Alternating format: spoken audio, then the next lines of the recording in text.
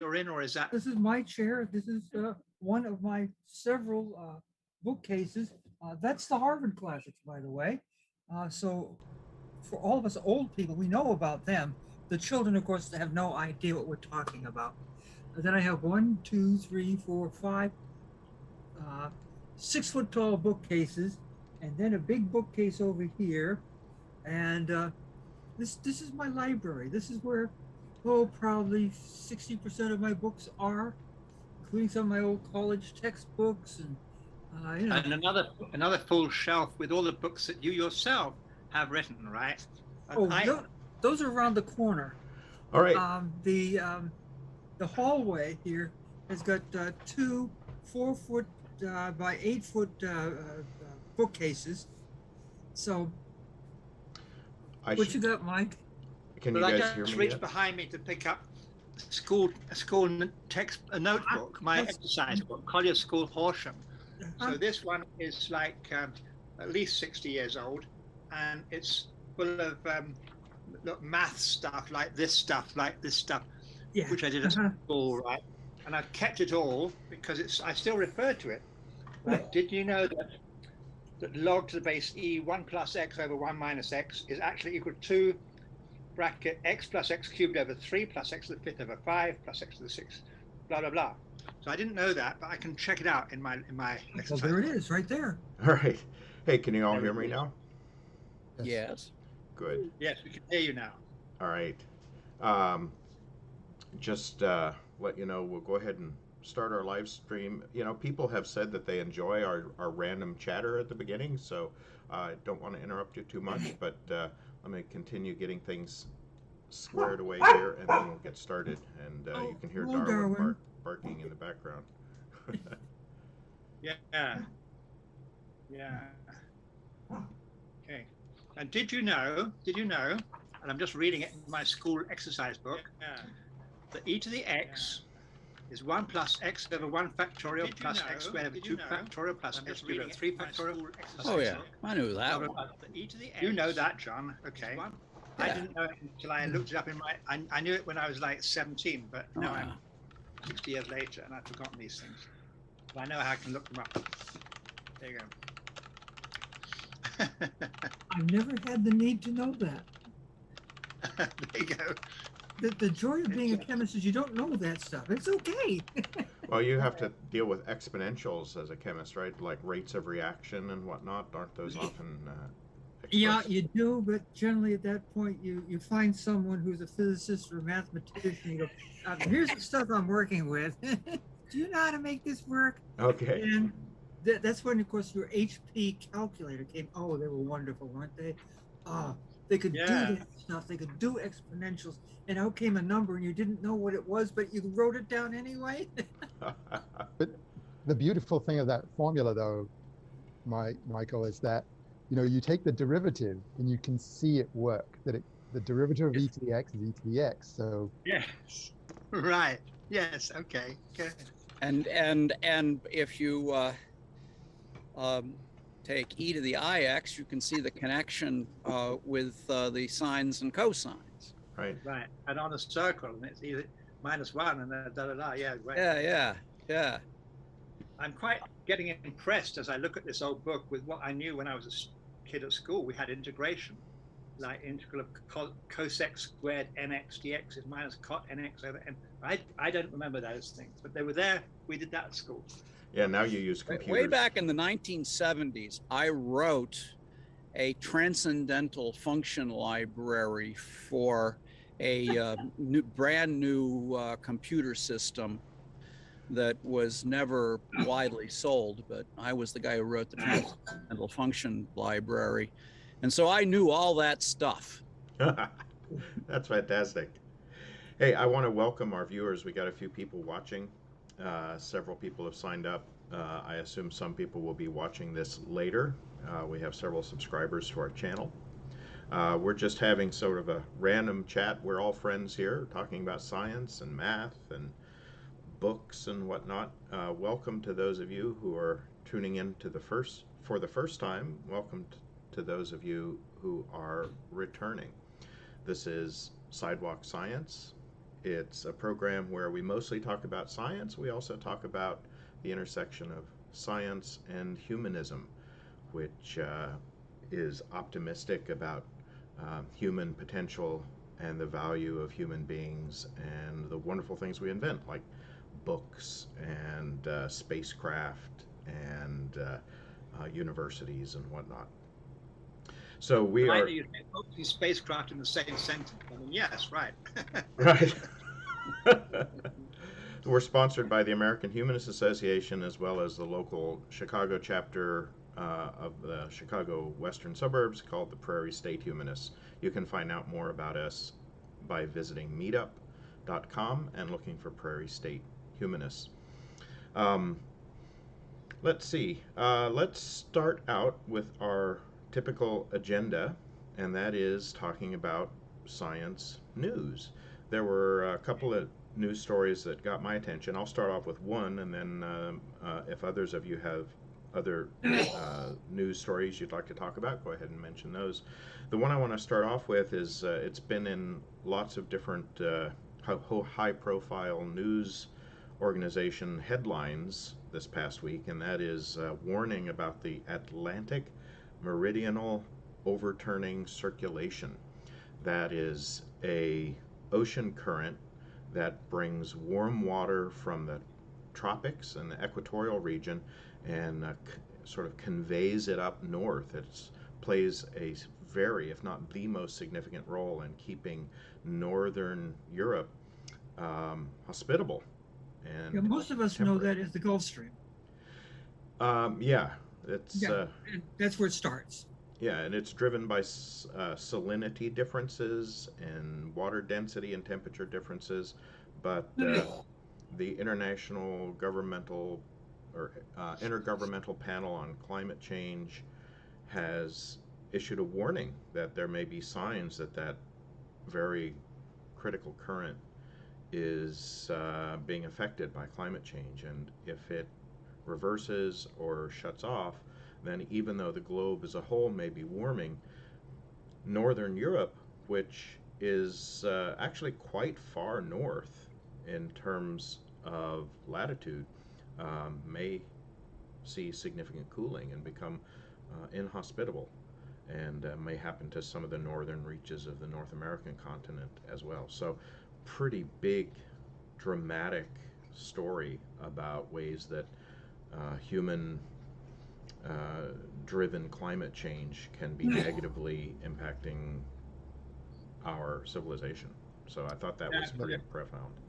Yeah, you're reminding me how even when I was a kid, there were palm trees in Scotland, believe it or not, because the Gulf Stream was coming up from the tropical regions and warming the west coast of Britain. And I even saw palm trees in Scotland, and that's quite amazing. Now, of course, the whole Gulf Stream doesn't have to shift too much in position before it changes the local climate dramatically, right? Yeah, this has happened before, about 13,000 years ago, and when that current stopped, it stopped for about 1,000 years. So it's not just a theoretical idea that people have talked about. This is something that has happened, and we're now getting more data on different parameters, the temperature and salinity at different depths and so on. And they've noticed now that it appears to be, there are signs that it's losing stability. Yes. And I heard some numbers that the temperatures in Europe would drop 10 to 20 degrees centigrade. That's huge. It's yeah, the place freezes. It's going to be massive starvation. Wow. Yeah, it's real, folks. It is real. Yeah. Yeah, it's. I think several of us have posted. Many of us here on Sidewalk Science are also on Facebook, and I've seen several of us posting news stories about this climate change topic in general, and also this Gulf Stream thing. One of the other things that we've all or many of us have posted about recently is a news story that said that climate contrarians, who as recently as 10 or 15 years ago and stretching back perhaps further than that, there were sort of outliers in terms of the scientific consensus who predicted that the world would be cooling off, or that the warming would pause. And enough time has elapsed from when some of those predictions were made to assess whether or not they were onto something. That's one of the valuable things that science does, is it allows speculations that are grounded in some kind of evidence and some kind of plausible argument to put forward conjectures. And these particular conjectures have been assessed to see if, in fact, there is evidence that the climate change is pausing or the world is cooling. And the verdict is in, and the answer is no.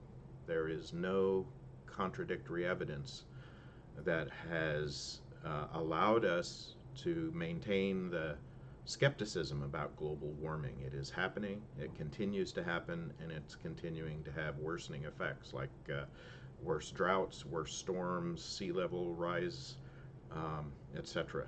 And this current that we talked about. So, Mike, as I think you just said, this is real, folks. And It is real. Scary. Yeah, and the consequences difficult to foresee because there are so many strange consequences. For example, I was just reading an article about how a region producing a lot of the honey has been totally devastated by fires, and that's actually going to have an effect on the honey market. I mean, there's so many different things that can happen that we didn't even think about beforehand, you know. And I know, you know, people thought, oh, 1 or 2 degrees, what's that? You know, today's warmer by 20 degrees than yesterday, blah, blah, blah. But they miss the whole point, that it's not local weather we're talking about, it's global climate, which is a different thing altogether. Right. So, does anybody else Get off of this maudlin subject? Yeah, I was going to say, does anybody else have a science news topic? Maybe one that's a little cheerier? Well, there was this piece of clay tablet that they found in the Middle East, which is the oldest example of applied geometry. They were actually working out the 3, 4, 5 right triangle and applying it to surveying. And this goes back 3,700 years. So we talk about Pythagoras as being the father of geometry and all of that.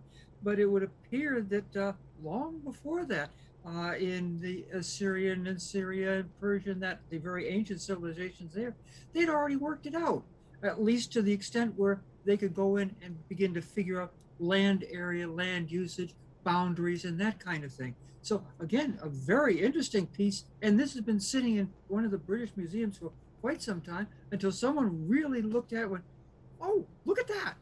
And Pythagorean triples. So many of these things occur. Yeah. Yeah, so the ancient Babylonians are known among historians and some mathematicians, and there's an overlap. There are historians that focus on mathematics, and there are mathematicians that love dabbling in history. So those groups are very happy about this discovery of that Babylonian tablet that indicates some Pythagorean triples. 3, 4, 5 is the best example. You know, 3 squared plus 4 squared is equal to 5 squared. So consecutive numbers like that. All right, that's cool. Anybody else have a bit of science news? I've seen a lot of chatter on the internet about something called time crystals that Google, apparently some Google engineers have claimed, although it's not yet been peer reviewed, claimed to have concocted a time crystal, which I guess is a system that repeats itself through time in a quantum mechanical way and doesn't lose energy or entropy. It's actually beyond me. I haven't quite fully digested what it means, but apparently this could be a big deal for quantum computing. I don't know if any of you have any better insight into this time crystal idea or not. Not me. No. I have never seen an exposition of the idea that distinguished it from the ordinary notion of an oscillator. Okay. Yeah. Pendulum is a time crystal with a period of a few seconds, right? Yeah, so maybe Yeah. we'll learn more about it as time goes on, but seemed to be a big news story about this strange new state of matter through time. All right. Well, let's go ahead. I did have one quick other thing. There's a giant crater discovered in China. It's apparently the largest Yes. meteor to strike the Earth in the past 100,000 years. And it's a fairly large crater. About 2/3 of it are still well preserved. I don't believe it's yet been associated with any kind of extinction event, etc. But pretty interesting to discover, even now, you know, in 2021, discovering new large craters on Earth. That's pretty cool. You sure wouldn't want to have been there at the time. Right. Okay, well, let's get into our main focus area for today. Our resident spacecraft designer and scientific instrument designer, John Doty, is a practicing physicist. I think, John, you've been at it long enough. Are you still practicing, or are you you're pretty good at it by now? Oh, I'm still just making it up as I go, you know. So John wants to talk to us about this idea of a force, and I got to tell you, when I heard about this topic, I was very excited.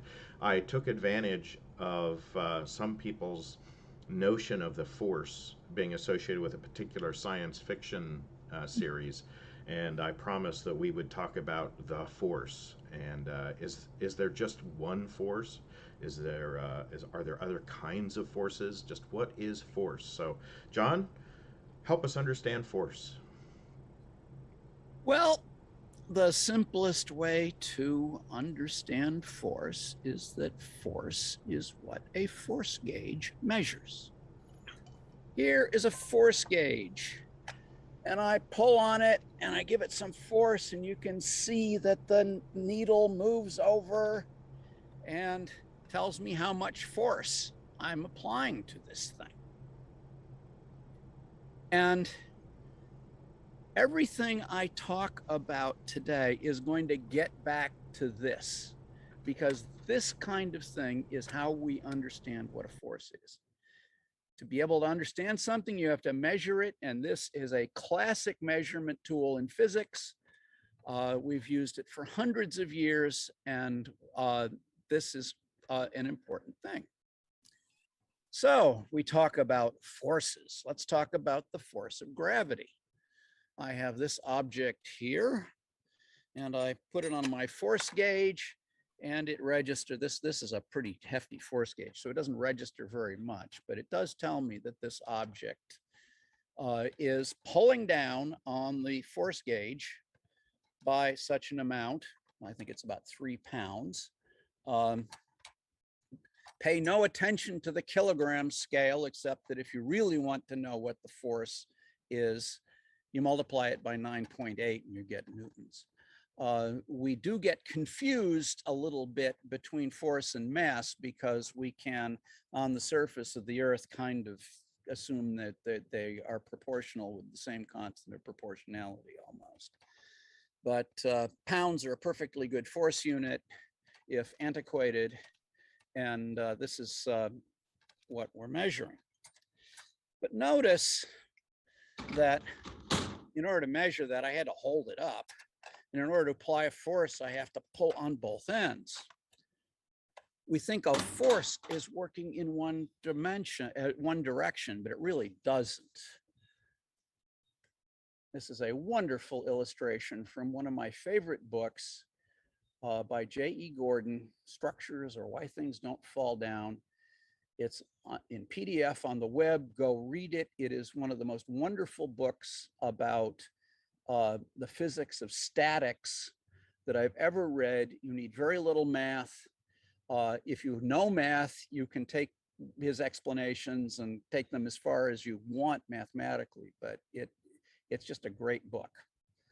But you can see the little girl is pulling on the cat, and the mother is saying, "Stop pulling on the cat's tail." And she's saying, "But it's the cat's pulling." But of course, it's both of them pulling.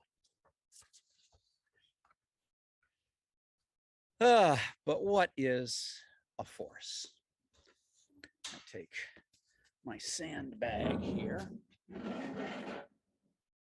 stand back, and I can swing this around my head, and you can see that there's a force pulling out on my hand, and there's a force pulling inward. And, you know, in your elementary physics class, you may have been told that the force that my hand is applying to the rope is the real force. It's the centripetal force, and the force that the apparent centrifugal force that the sandbag is applying to the rope is a fictitious force. On the other hand, if I stuck the force gauge in the middle, it would measure a force. And as we're already thinking about, forces work in both directions. That's Newton's third law. So you really can attribute that to either a centripetal or a centrifugal force. And just to show you that real physicists use centrifugal force all the time, here's the abstract of a paper that I saw presented this past week, which is talking about a centrifugal ejection mechanism of blobs of gas from rotating stars. So it really does, we use centrifugal force.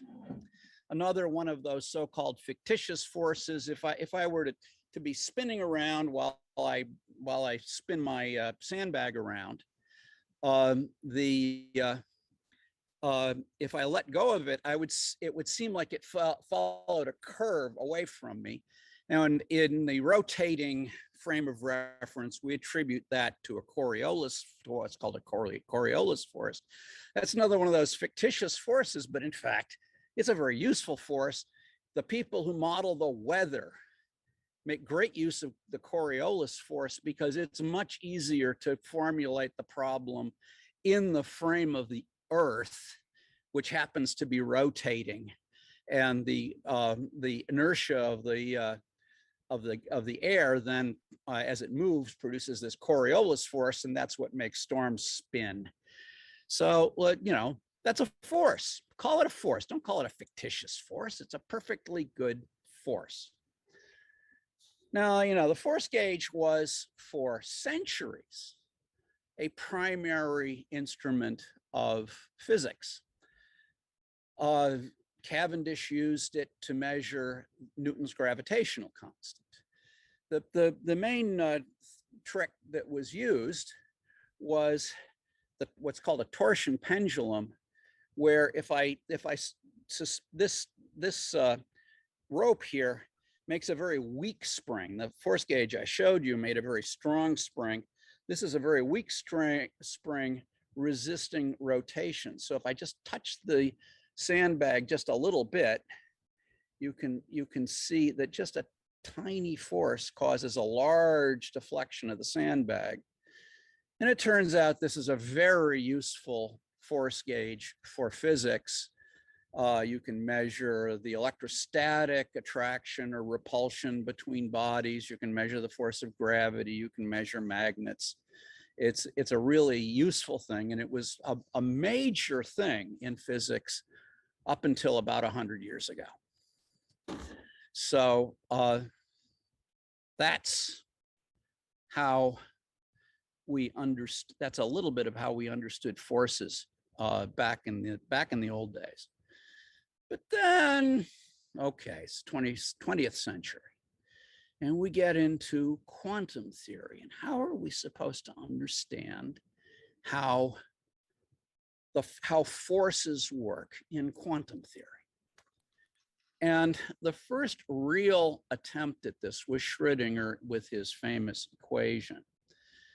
And in Schrödinger's equation, here is a picture of the idea behind Schrödinger's equation as to how a proton here deflects the trajectory of an electron. Now, you think of it in terms of the electrostatic force, which is attractive between the proton and the electron. But in quantum theory, what happens is you have to think of the electron as a train of waves coming in. And then what the proton is surrounded by what we call a field. And the thing that the field does to the electron wave is it compresses the electron wave near the proton and to a lesser extent as you move out.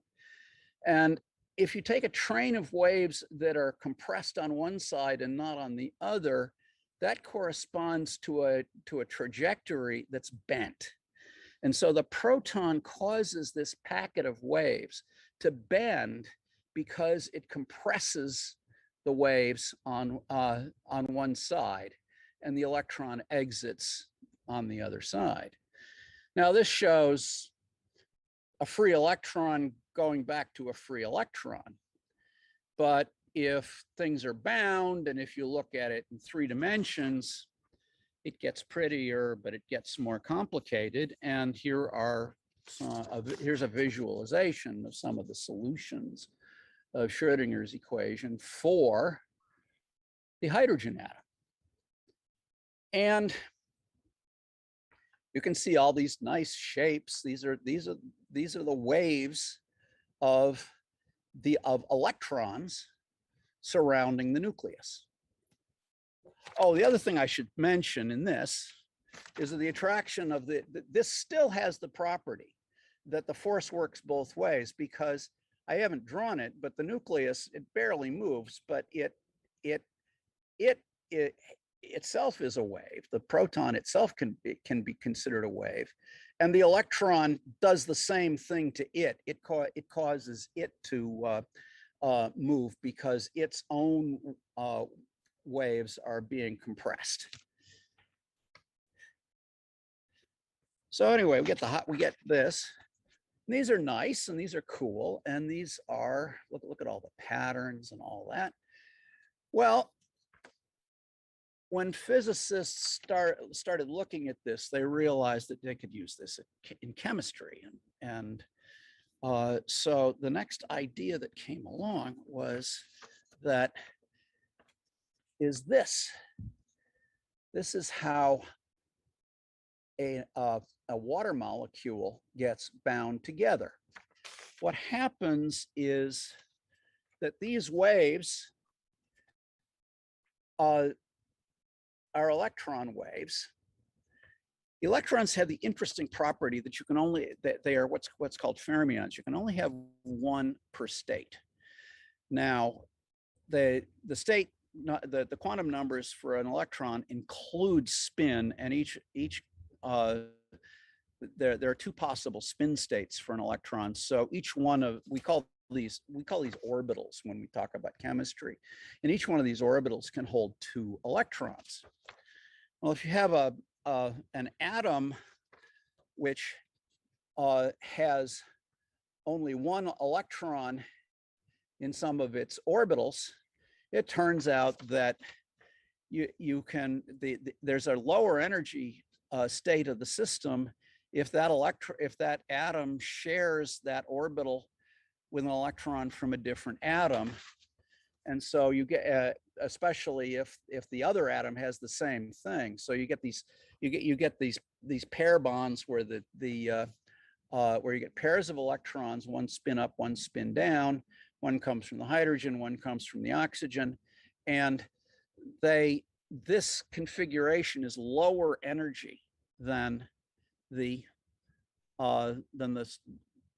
free atoms, which means there's a force holding them together. But what is that force?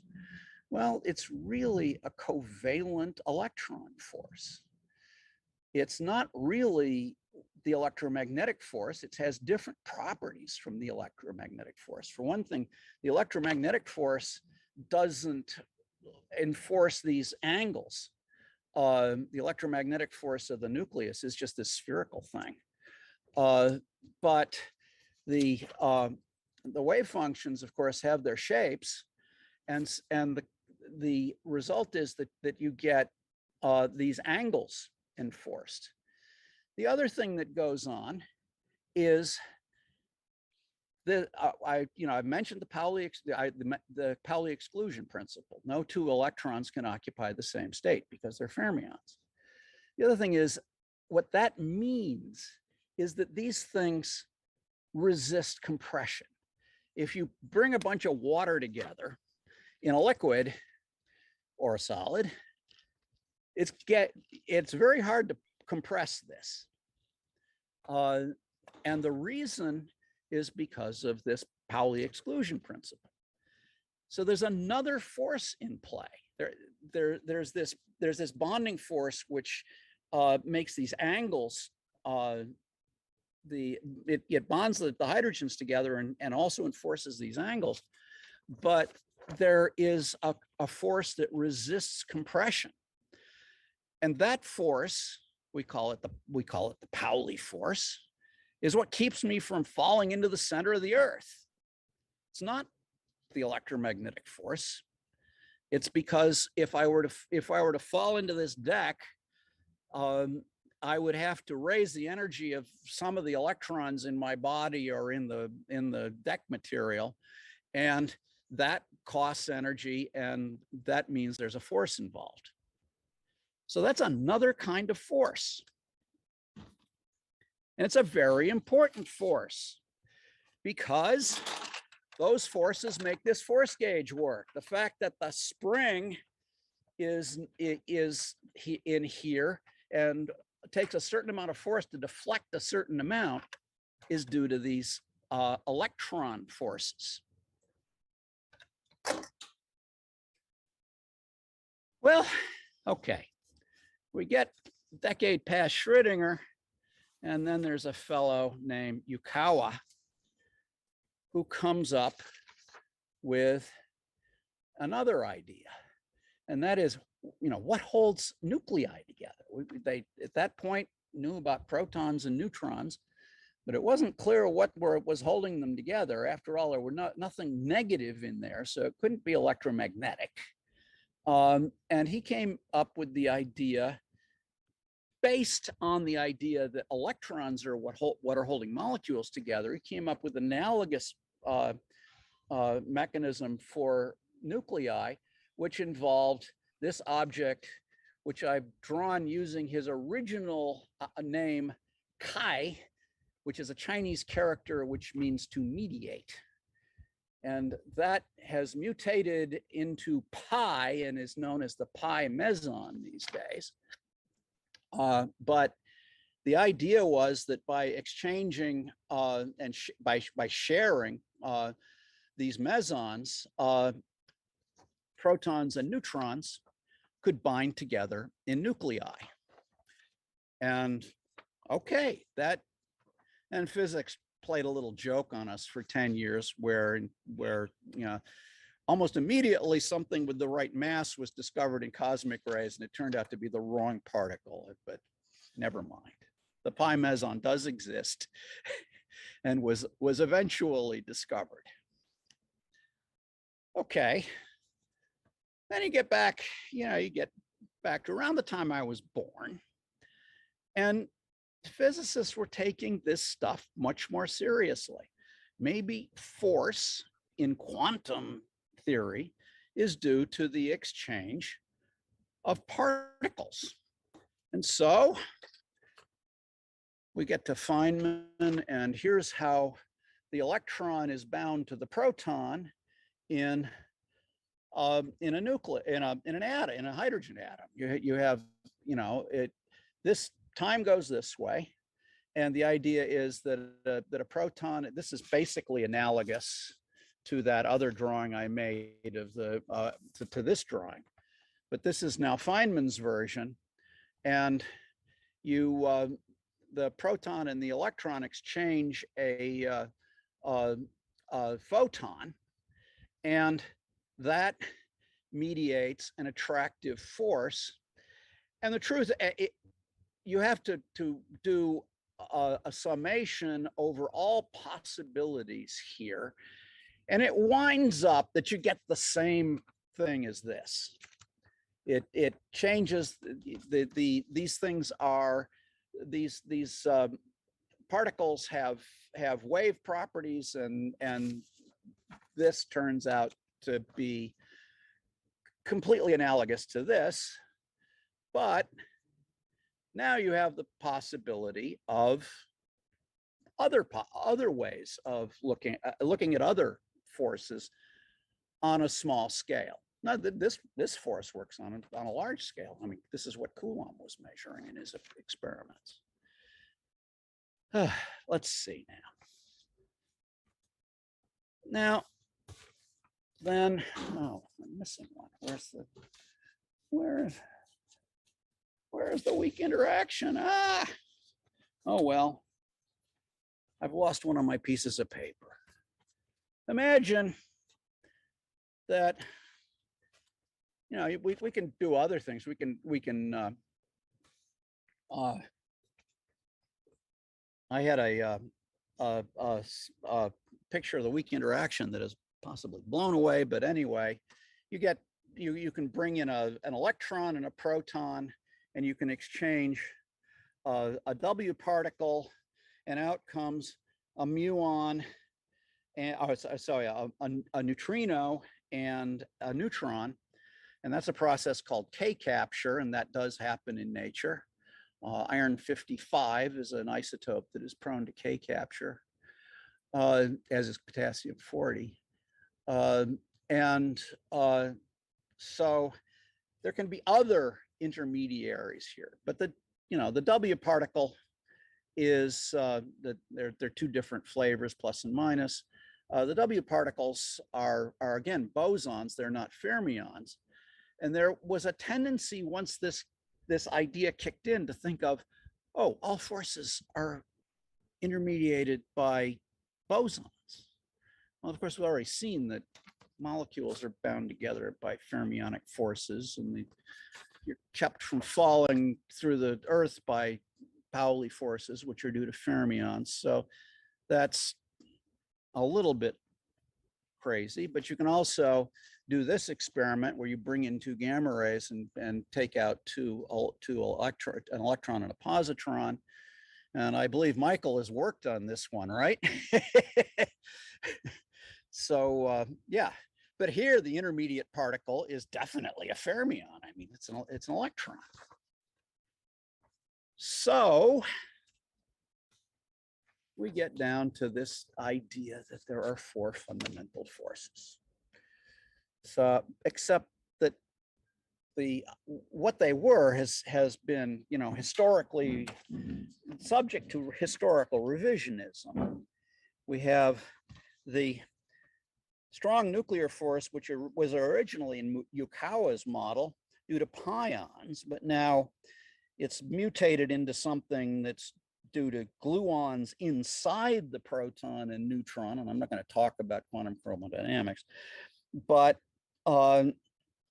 nevertheless, and the pion force between the nucleons is now considered some sort of residue of that. It's a perfectly good force. It helps you understand nuclei.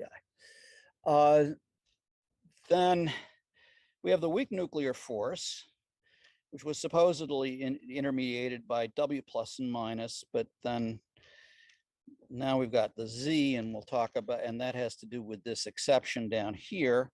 And then the electromagnetic was the photon, and it's still the photon, except that now we have a merger of these two, and it's really a four-component force, that the electroweak force. It's the weak nuclear force is only weak because it has short range, but it's the short range component of the electroweak force. And finally, we have gravity, and maybe there are gravitons, maybe there aren't. We don't know. So, and then this is all about bosonic forces. But again, we've already seen that electrons can mediate forces, and neutrinos can too. It's much harder to see. Various things. And of course, the Pauli forces, they hold up neutron stars. They keep us from falling into the center of the Earth. So four fundamental, I don't know where this idea really came from of four fundamental forces.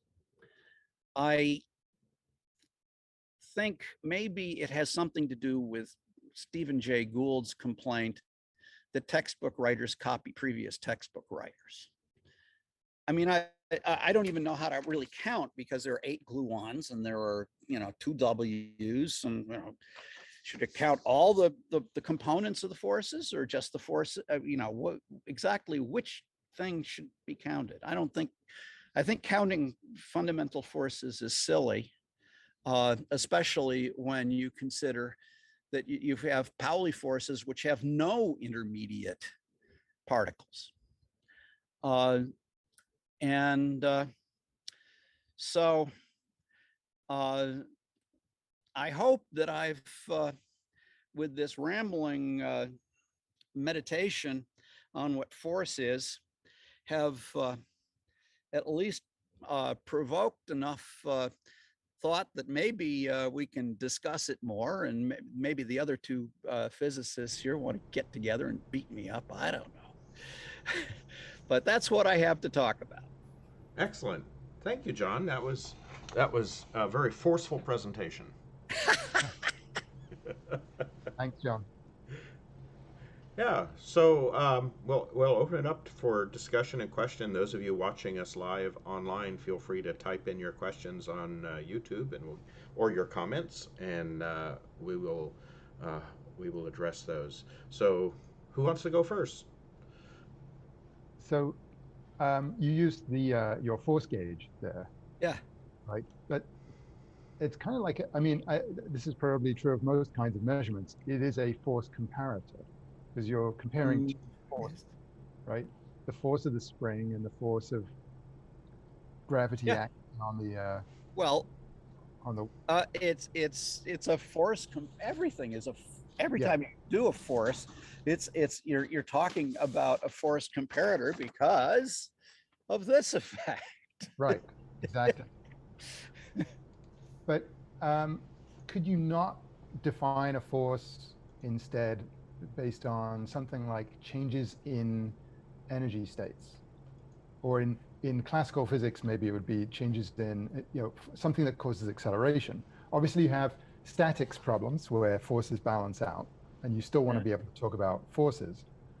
But even when you have acceleration, the forces balance out. The rocket puts force on the exhaust and puts force on the payload, and the two things balance out.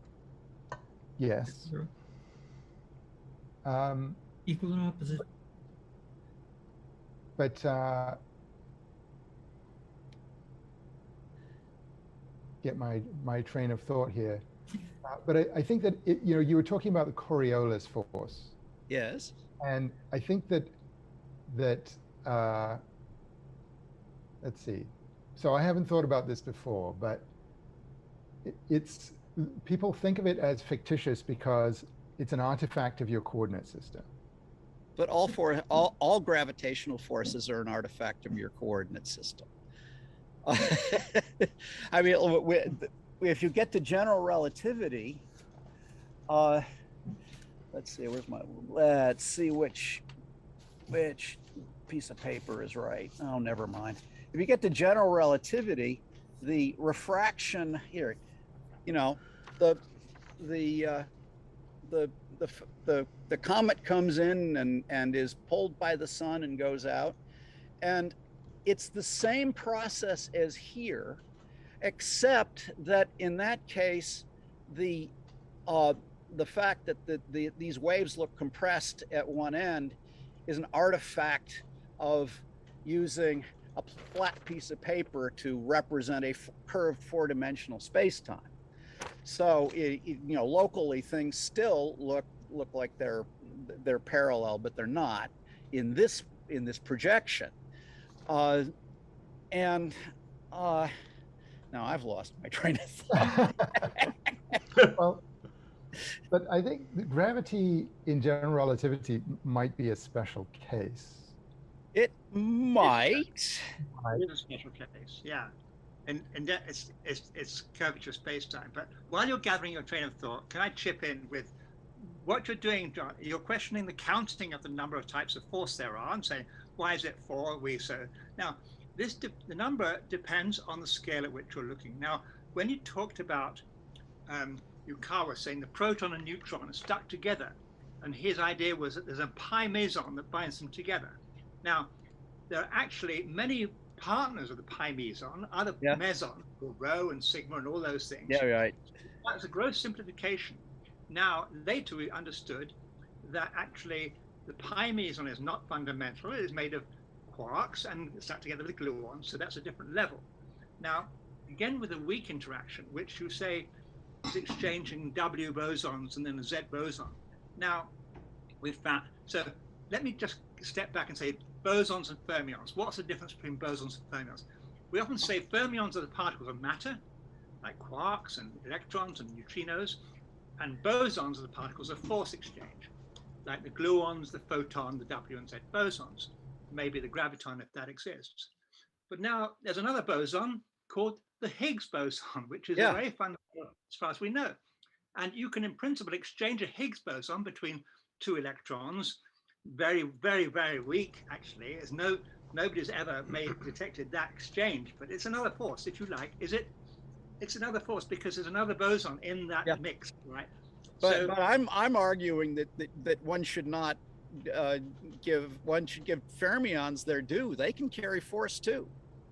Well, they can be exchanged, as you showed in the diagram. That I discovered that interaction with protons colliding. But so they can be exchanged, and then we have a theory of supersymmetry that says for every matter particle there's a boson particle. Every fermion's got a boson. So it's an electron, which is a spin 0 electron. Is that a different force, another force? So again, I sort of agree with you in a way that counting forces, you have to be very careful about what you're talking about, what level you're talking about. Then what do you make of the Pauli force, which requires no exchange of particles at all? Well, you talked about that as a force, and that was some new thinking for me. I have to think about that. Well, certainly in astrophysics, we talk about Pauli forces all the time because they're what hold up white dwarfs and neutron stars and planets. Atomic theory, we know that two electrons cannot occupy the same space. Exactly, but the result is a force. This cup doesn't fall through the table because of a Pauli force. It's not charged. The table isn't charged. It's not electromagnetic.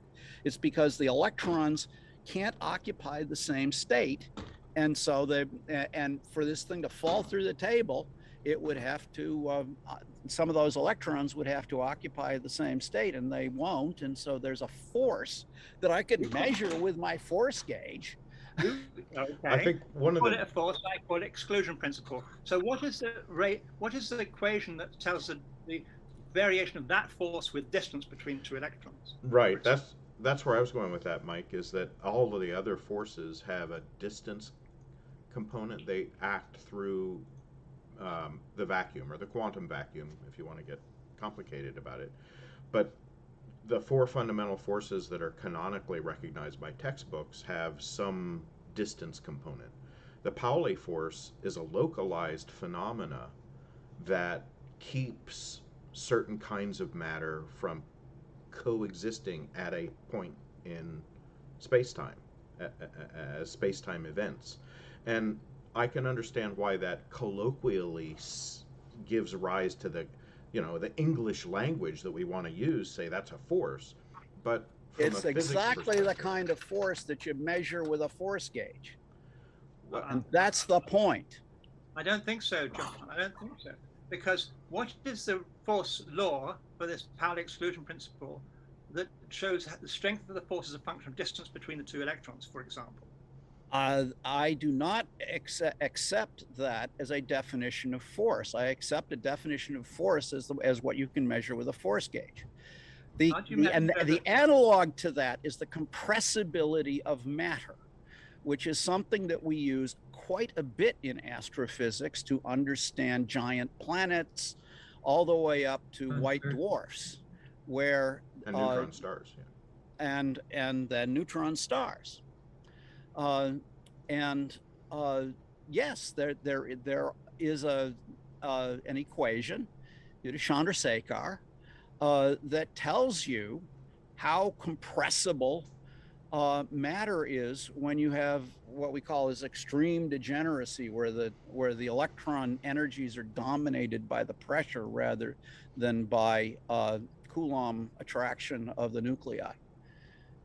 So maybe like the way I think of the accounting is this: like if I write down the standard model, I have fields, and I associate forces with those fields, and then in addition to that, I have my equations of motion. I have got my Schrodinger equation, right? Okay.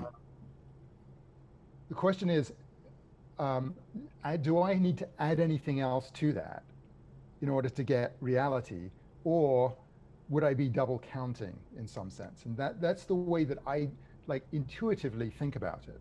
So when it comes to like degeneracy pressure, which seems like a force, like I grant you it is a force, you can measure it. But it's like by definition. Well, I mean, it is a force. Is it a force? I can measure the length of my finger. That doesn't mean it's a force. It's the length of my finger. Just being able to measure something does not mean that it's defined as a force. No, but if I can measure it with a force gauge, it's a force. If I can measure it with a ruler, it's a length. I can measure the length of your finger with a ruler, so it's a length. So John, here's a good question. Is it a force in more than the statics sense?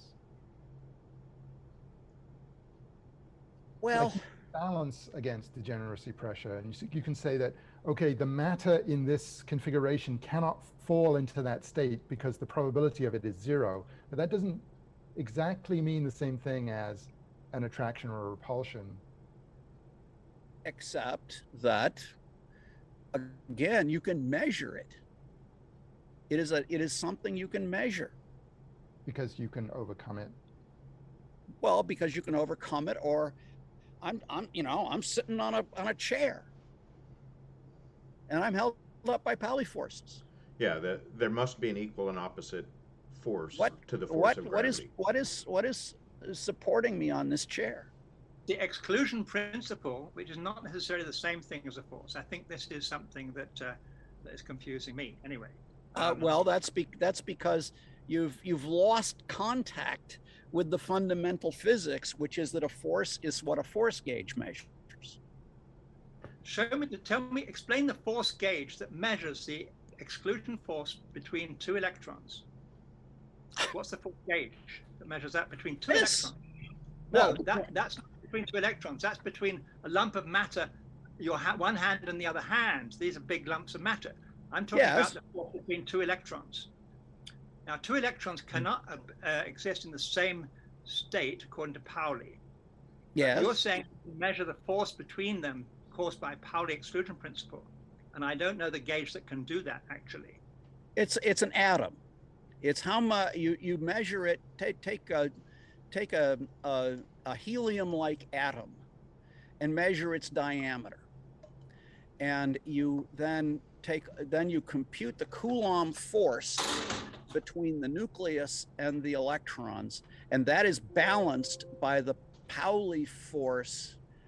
You have to, let's see, you have to be a lithium-like atom, because now you have to, because you have to take the next outer electron, and that tells you how much force is keeping that extra electron away from the nucleus.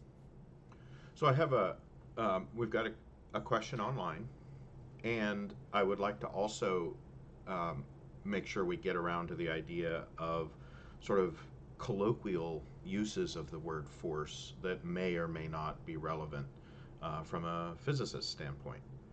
The question online comes from AJ, and he says, is there a fundamental force in nature? Is it gravity, or is it charge, or is it something else? And somebody want to take a shot at that question? The answer is that some theorists would like to think so, but we have no evidence that there is at that level of unification. Thanks. Well, I would agree with that, but historically, so way back, electricity and magnetism were quite distinct forces experimentally, and then it was found that they were actually different aspects of the same force, electromagnetism, Faraday experimentally, and Maxwell theoretically.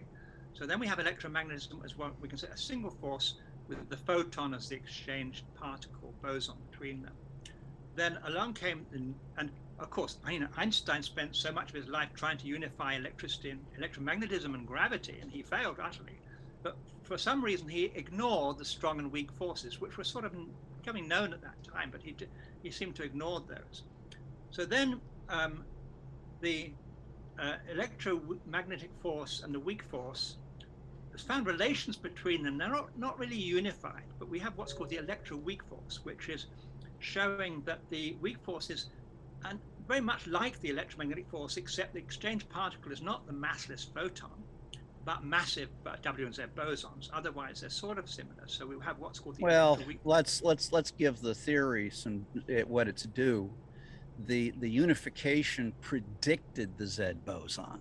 Right. And so that's a pretty powerful bit of testimony for the unification. Yeah, but so we don't really have we don't have a fundamental electroweak force from first principles.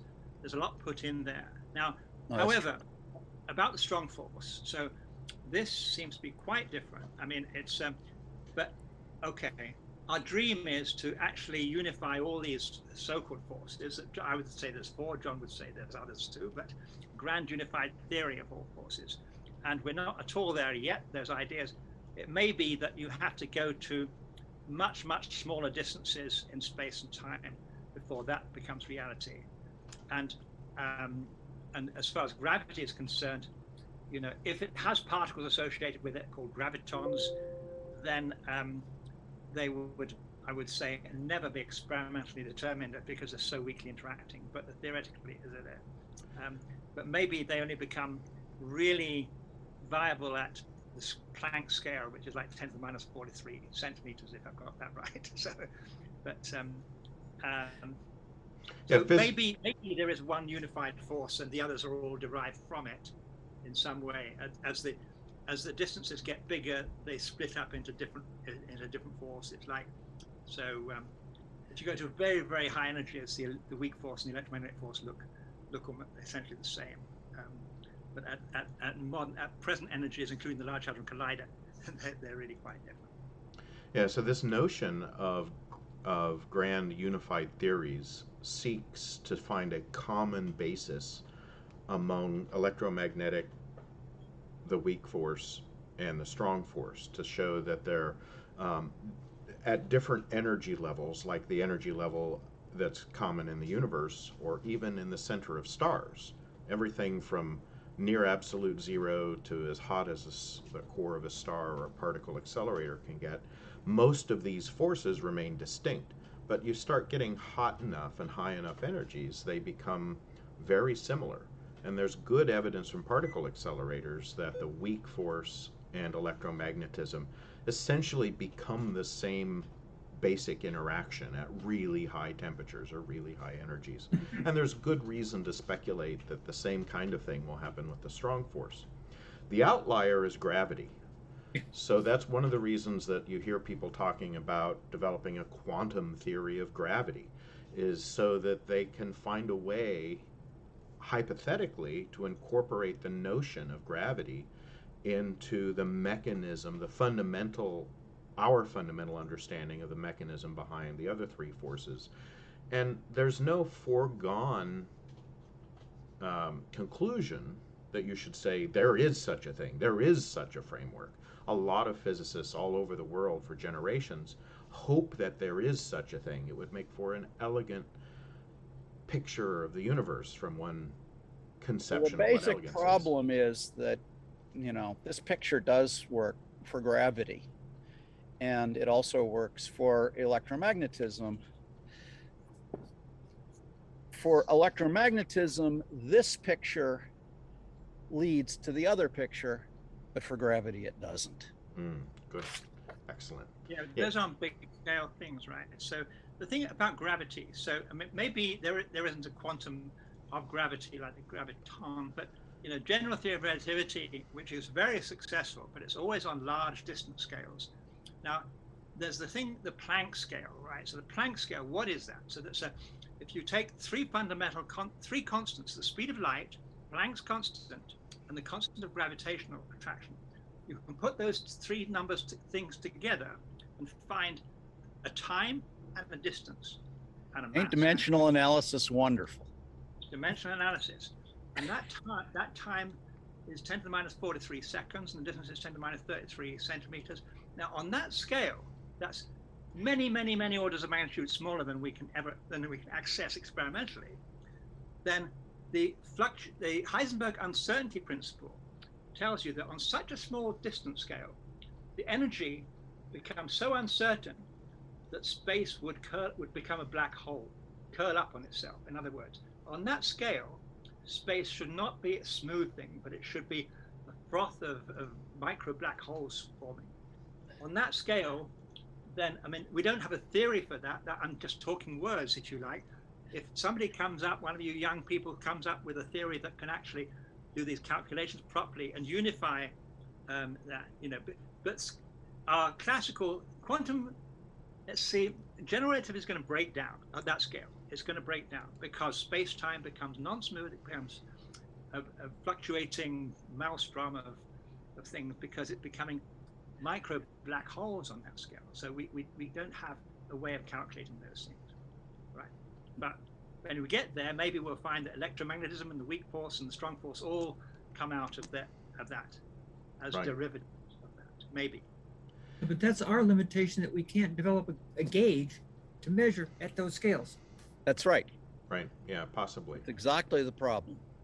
Or it could be that there is no unification. That's something that I know Ivan and I at least are fans of another science educator, and she's made several videos where she talks about this idea of grand unification and the mathematical elegance and whatnot may be misleading physicists. It may be that the search for beauty and symmetry and unification is a wild goose chase, and maybe there's no a priori reason necessarily to assume that nature will accommodate our expectation. There's another really interesting idea, which is that gravity, rather than saying gravity is a separate force, you might be able to cast gravity as sort of illusory and emerging from entanglement. In the many worlds interpretation, there's a connection between entanglement and distance, and you could sort of reverse that relationship. So I'm not an expert on this, but it certainly sounds kind of cool. So we just don't know right now, and it, like you say, there could be no grand unification, no single force. It may be that there's just a handful of forces that we know about. We've talked before about dark matter and the possibility that dark matter involves new fields that we've not seen. That dark forces, maybe. Right. Well, the other thing is we don't even know whether if the dark matter is composed of fermions or bosons, and so. Right. Or even if it's actually made of particles, it could even be some sort of a continuum. I mean, nobody believes that. Everybody, all the theorists believe it's made of particles, right? But that's a sort of because we have quantum field theory that says that all fields have got quanta that go with them. But back in the day, we used to joke that it was the lost socks from the laundry, you know. Oh, nice. Because if there were enough of them to form the dark matter, they would still be undetectable by any means that we have. Yeah. Oh, John, that's impossible. There would be too much dark matter mass. I wanted to also branch into another discussion of the colloquial use of the term force and even a scientific use. Sometimes when we're talking about biology, we talk about natural selection as a selective force or pressure on a species to change. And so it occurs to me, I've thought about this as in some of my own writing, that, you know, different fields of science have borrowed from each other to reuse vocabulary. And when you talk about a selective force on a population, I want to draw a distinction between that and the forces we're talking about with electromagnetism and gravity and whatnot. The selective forces on a population are more of a statistical outcome that favors certain adaptations. And again, that's a little too much of an anthropomorphization. You know, it favors it. There are certain adaptations that will survive and reproduce better given certain environmental constraints. But instead of saying all that, why don't we just say it's an adaptive force? Abby, do you have opinion about that? Well, yeah, I was going to say that evolutionary biologists will often talk about selective pressure. And that is obviously used as an analogy because people have kind of an everyday experience with pressure, so they kind of sort of know what pressure means. I mean, maybe according to John, they don't understand it well enough, but we have a general sense of what pressure means. And so it's not unusual to talk about selective pressure. Climate change, for instance, will be a selective pressure, meaning that it will impact many different plants and animals in lots of different ways, but it will definitely change the population genetics of almost every population of plants and animals on Earth. As Michael was saying earlier, whether it's more heat, whether it's more cold, whether it's flooding, whether it's drought, whatever. To narrow it down, you might say that a drought is going to exert selective pressure on, let's say, plant populations in the areas that are experiencing the drought. Meaning, as Scott was saying, that some individuals will survive and reproduce in greater numbers than other individuals, given that particular phenomenon, the drought, let's say. So it's not unusual, as I said, for evolutionary biologists to talk about selective pressures. Thank you. John, back to your initial analogy, this discussion brings to mind the distinction between pressure and force. Can you talk to us a little bit about that distinction? Are pressure and force the same thing or not? Well, they're closely related. We generally consider pressure to be force per unit area. So if I were to take the force with which the water is compressing the bottom of the cup and then divide it by the area of the bottom of the cup, I would get the pressure. So they're closely related, but it's, extensive and intensive quantities, and I can't even remember the definitions now, but they are very closely related. And that again is another way to get at this Pauli business, because you can take a ball of electrons and you can ask the question, if I take that ball of electrons and I compress it, how much energy does it take to do that according to Pauli? Because as I compress it, some of the electrons have to go to higher energy states in order to not be encroaching on the territory of other electrons. And so that is in fact a way of getting at quantitatively, and this is what Chandrasekhar did, what the force of the Pauli exclusion principle is in electrons. Great. And then, like in hydraulics, you apply a pressure to a small volume of liquid, and that exact same pressure is distributed throughout the liquid and manifests on a much larger surface area. That's one of the ways that yes, hydraulics we work. have 2 hydraulic elevators in this building, which Yep. operate in exactly that principle. It's Yep. amazing stuff. Well, it's very much like a lever, where a lever, you pull the lever a long distance, and at the end you're on the other side of the fulcrum, you have a short distance, you lift a much larger load. Hydraulics are the same deal.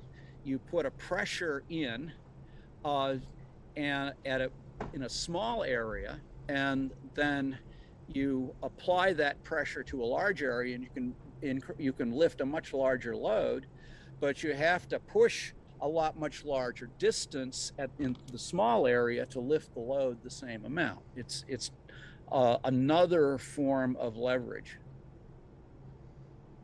Excellent. Yeah, it reminds me of the thought that when you take a cylinder with a piston and fill it with water or something like that, you apply pressure to compress the water, and you can use a lot of energy to try to compress it. And of course, the energy is a force times the distance, and you can't get much of a distance of compression because of this Pauli exclusion principle that's applying to all the atoms, right? Exactly. Otherwise, you could store a lot of energy in this thing. In principle, you could store a lot, but the distance you can push it is very, very small. Unless you push it really, really hard, and then you could break apart the atoms, and then you could really compress it down to a plasma, and then that's. But still, we see that in giant planets and in white dwarf stars, you make a plasma there, but the electron pressure is very large, and it in these relatively cold objects, and a white dwarf relative to the energies of the electrons in its core is quite cold. So in these relatively cold objects, the almost all of the pressure that's holding them up is degeneracy pressure, is Pauli pressure. Yeah.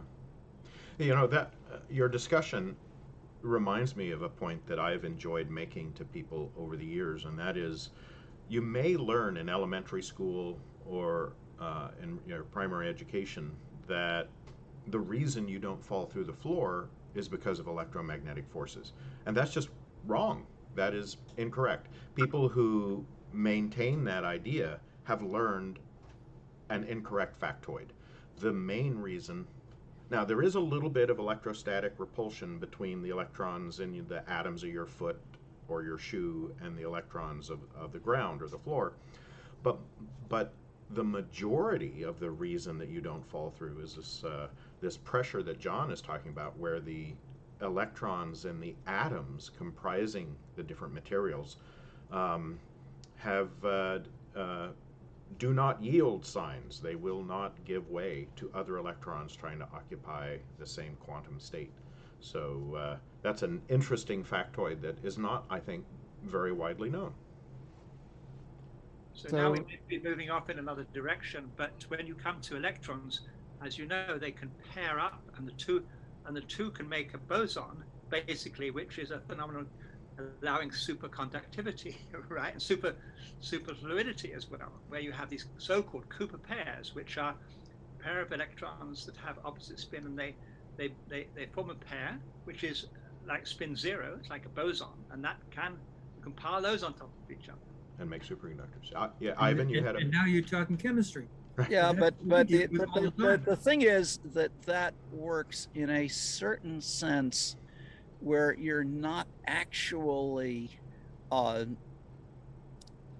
demanding that they violate the Pauli exclusion principle as individual electrons.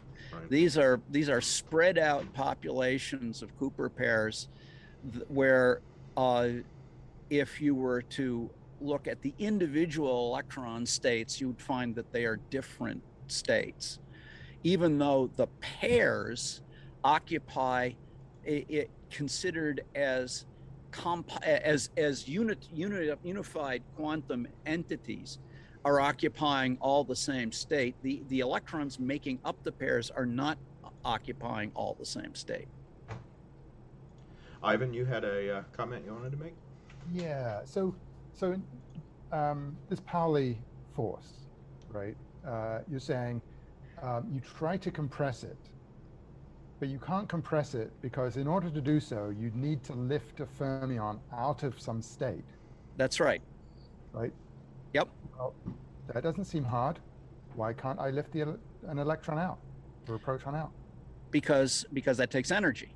And now energy against what? Against electromagnetism? No, not at all. It works fine for neutrons. You can get you can get a pretty accurate model of a neutron star neglecting the nuclear force and just considering neutrons as a fermion gas.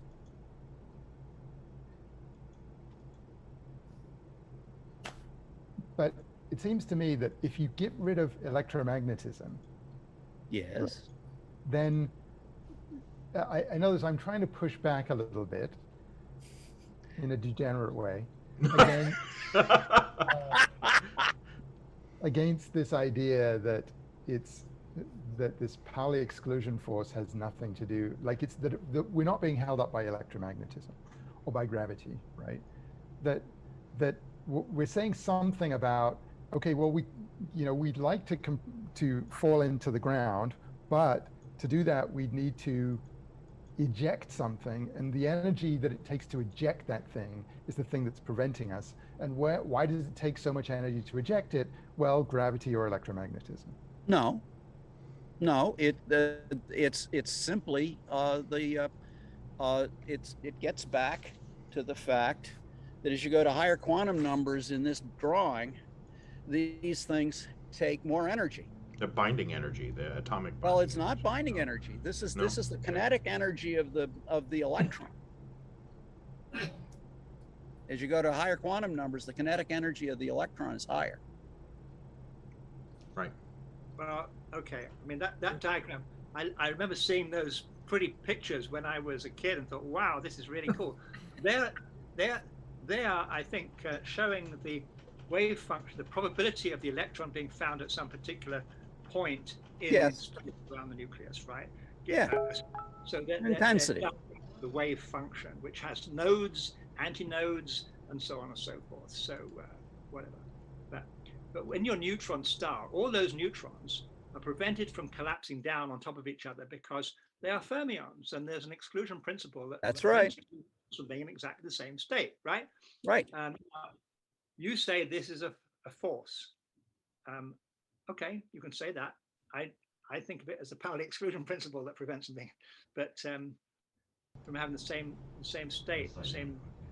Well, but if I add a neutron, it doesn't fall into the center. It Yeah, because the center is already fully occupied. Yeah. Same reason. Some force is altering its trajectory so that it doesn't follow the natural free fall trajectory that it would follow. And again, it's exactly the kind of force that you measure with a force gauge. It's not the kind of force that you want as a particle theorist, which is intermediated by bosons. But I'm saying that is only one kind of force, and there are others. Well, it's certainly a pressure. I mean, in fact, it's called. But pressure is just force times area, force divided by area.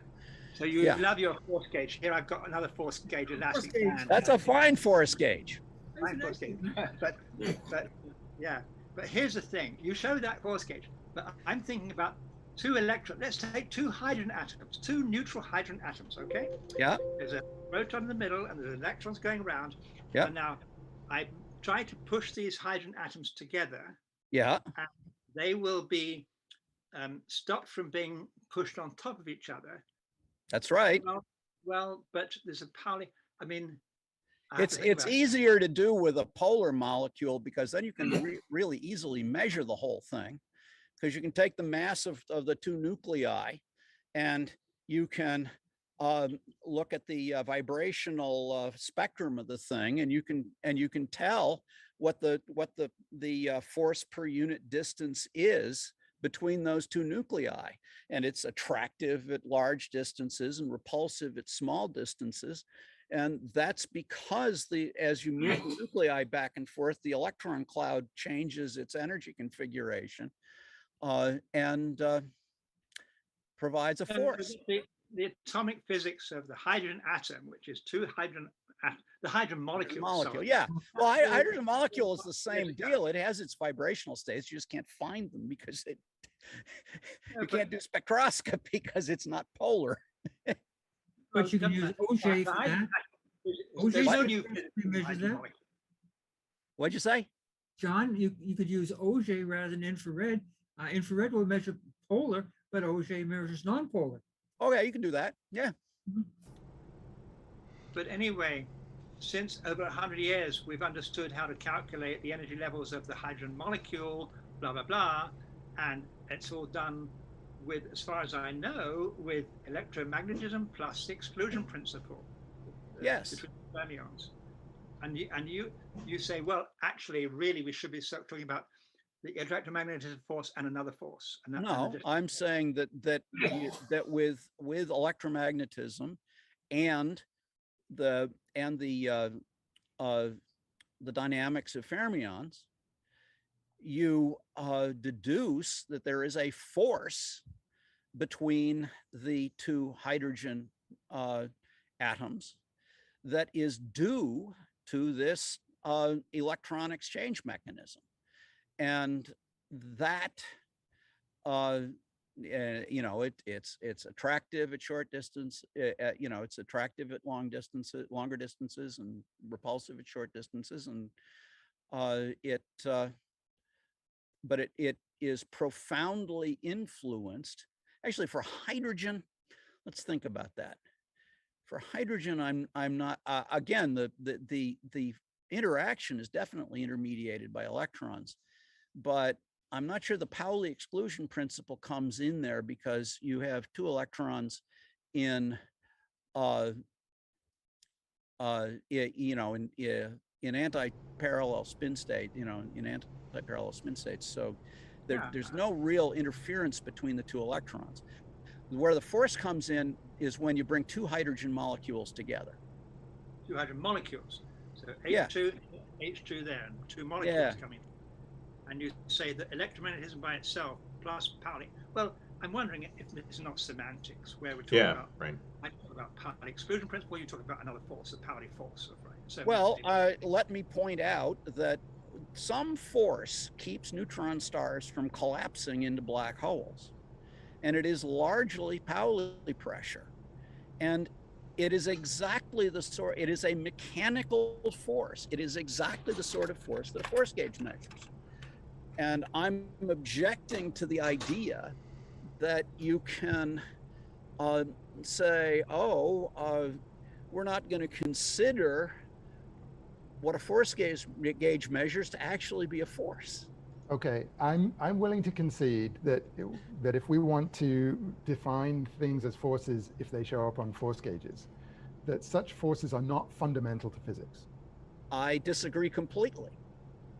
Because okay, we've settled it. Now we understand the core of because disagreement. It all gets back to things like this. You don't know what's going on in a hydrogen atom without an instrument. Yeah, John, okay, let me think of an experiment. You explain this experiment. I have two neutrons, okay? I can take a vacuum chamber, I can put two neutrons in, and I can measure the force between the two neutrons. Because they're actually, it's not simple, because they're electrically neutral, but they have magnetic moments. So there's going to be a magnetic force between them, right? But then I can imagine measuring the force between them as they approach. Now, if the spin is opposite or attractive, there's going to be a different force between them. That's because right. If they're the same spin, they're going to exclude each other. If they're opposite spins, they're not. Now, you say, and I don't say that this experiment has actually been done exactly that way, but I think we know enough about what would happen to know that. You say you have to add an additional force to the electromagnetic force between them. That is distinct from the Pauli exclusion principle. So one of the definitions of the force that physicists sometimes use is, if I'm remembering correctly, is it's the derivative of the potential, right? That's how it shows up in the Schrodinger equation, etc. And I don't think you can treat the Pauli exclusion forces as a potential in that same way. You can treat them as a potential via the equation of state. The equation of state is a property of bulk matter, not a property of individual particles. Right. So it's kind of like the Coriolis force you were talking about. It emerges. Well, but the interesting thing is that you get an equation of state. You can get an equation of state for neutrons, neutron matter, that is not screwy, by neglecting all these what these guys call fundamental forces. Yeah. Well, I want to take. We just have a few minutes I mean, left. you have to correct the. It's not that simple, but it's a decent approximation, and it's the main thing that's happening. Yeah, and it's practical. It's practically well, effective. and the point is that if you neglect that, you won't get the right structure Right. for a neutron star. I did want to take a couple minutes and for our viewers that might be steeped in popular culture and the mythology of Star Wars and whatnot, when you force, again, back to the semantics and the way we use the language, when you say you're going to force somebody to do something, or in this, if you're talking about wizards and Jedi and whatnot, using the Force, as far as fundamental physics has been able to discern things, the forces that operate between large objects, human beings and spaceships, or lightsabers, which don't exist physically, by the way, but the things that operate between large objects really come down to gravity and electromagnetism, and then this other force that John prefers to call a force that keeps objects from occupying the same space at the same time. But in terms of moving things with your mind or propelling UFOs through the galaxy and whatnot, there is not a hint of any evidence that would allow for some kind of macroscopic force that allows for propulsion or levitation or some of these other things that we don't already know about, like electromagnetic levitation, or the same kind of levitation that happens with superconductors through electromagnetism. So those kinds of fictitious forces are really fictitious in that there is no real world analogous phenomena that corresponds to any of these magical forces that sometimes you might think about. And we look very hard at tiny effects. There was a few years ago, there was this claim of a reactionless space drive that produced tiny amounts of thrust without emitting any reaction mass. And careful experiments demonstrated that it was, in fact, what was measured was the magnetism of the electrical wires that were feeding power to the test item. So let me, and there's another one, the Pioneer anomaly, that people took, took very seriously for a while.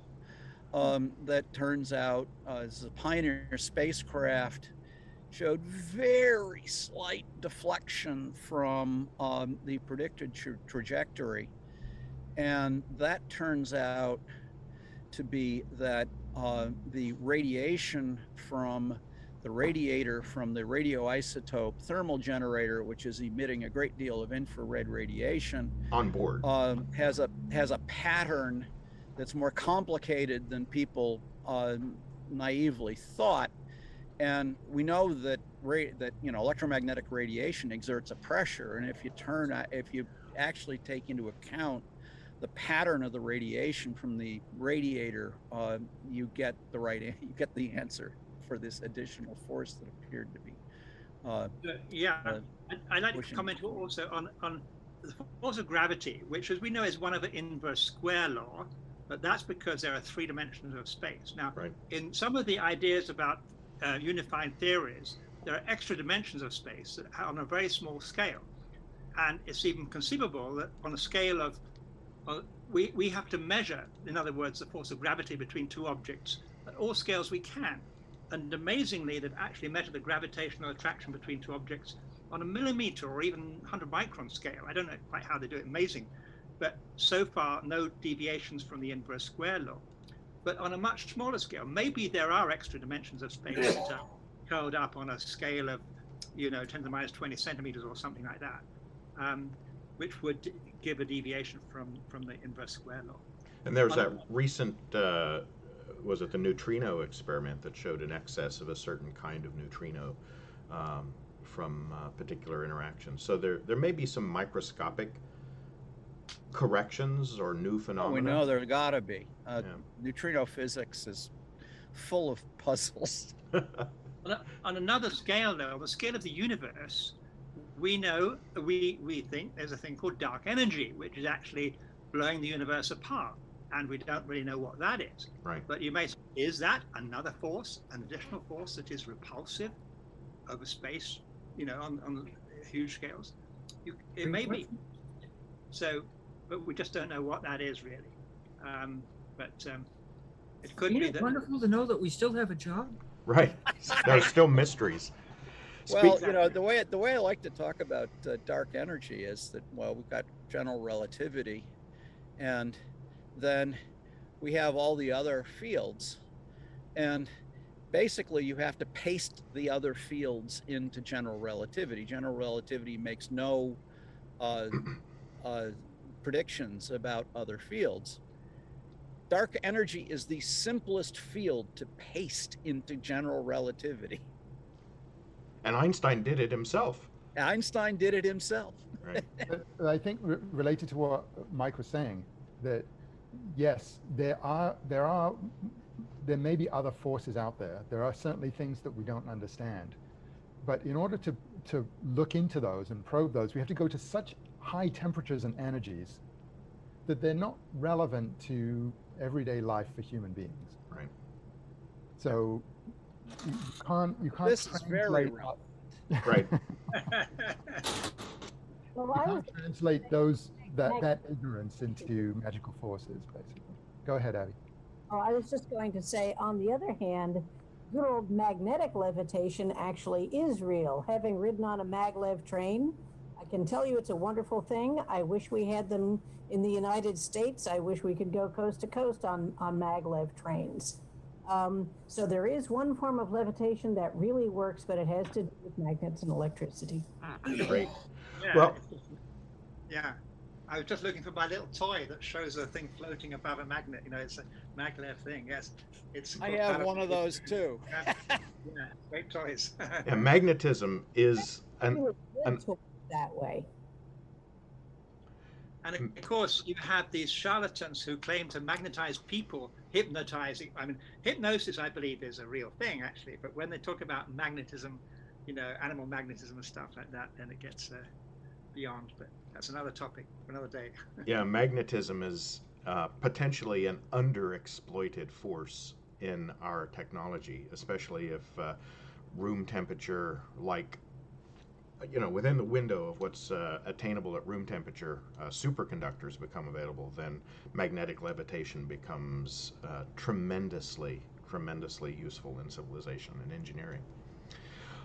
We need to wrap up for today.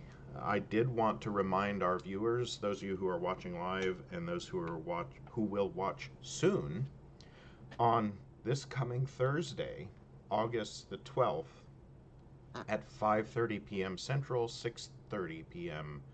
Eastern Time, we will be a guest. All of us will be guests for an episode of the American Humanist Association's Critical Minds education series. And that will be a Zoom call. We're expecting to have a very large audience. We hope that that includes you. Again, that's this coming Thursday evening. And other than that, we'll be back in a couple of weeks to talk about another exciting science topic. This Thursday, we're going to be talking about little green men, or unidentified aerial phenomena. Scott, on this Thursday, are we expected to be participants or spectators? We will be the speakers, so we're going to do the same kind of format, a little bit of science news. I will do a short presentation on UFOs, about whether they're plausible or implausible, including a little bit about interstellar travel and whether or not that makes sense. And then we will open it up to questions from our audience on the Zoom call, and that should take the bulk of the time, where all of us will participate. I will have things to say about alien bodies. Excellent. Good to know. I will have something to say about. So if you're in Naperville, pick up Positively Naperville, because my science corner this month is on UFOs, or unidentified aerial phenomena. The key common word being unidentified. Right. But I'm going to argue they are definitely not spaceships flying at nearly the speed of light. Oh, you're giving away the punchline, Mike. Yeah, sorry. Okay. I didn't say I will that. be doing a little bit on some of the ancients, some of the earlier civilizations, and what they have to say about the subject in terms of their sculpture and in terms of their artifacts. Excellent. A rich topic, perhaps one we will need to address again in the future. Science never ceases to amaze and entertain and educate us. So we'll see you soon. Thank you for tuning in today. Thank you to our panelists for a vigorous discussion, a very forceful discussion, if you will. Take care. See you guys. Have a good one. Bye. Bye.